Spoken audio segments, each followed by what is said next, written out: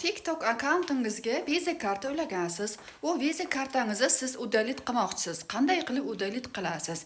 Qani o'rganamizmi? Qani ketdik. TikTok akkauntingizga kirib olasiz. Mana shu yerda bitta reklama qilib ketaman. Telegram nomerimni mana yozib qo'yganman. Kimga kerak bo'lsa, yaponskiy, koreyskiy akkaunt monetizasiyali TikTok ochtirmoqchi bo'lsangiz, mana shu nomerimni saqlanib qiling, Telegramdan yozing. Monetizasiyali TikTok ochamiz. Endi qarang, mana tepada 3 ta chiziqcha bor. O'sha yerga kiramiz va balansga kiramiz. Balansga kirib, hozir mana tepaga yurganingizda mana spisok karta, shunga bosamiz. Zagruzka bo'lyapti, ozgina kutamiz.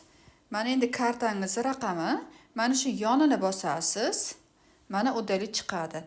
Uddalit bosganingizdagi keyin yana qaytadan yangi karta ulasangiz bo'laveradi. Like bosamiz, repost qilamiz, kommentariyalar yozamiz va do'stlarimizga jo'natib qo'yamiz.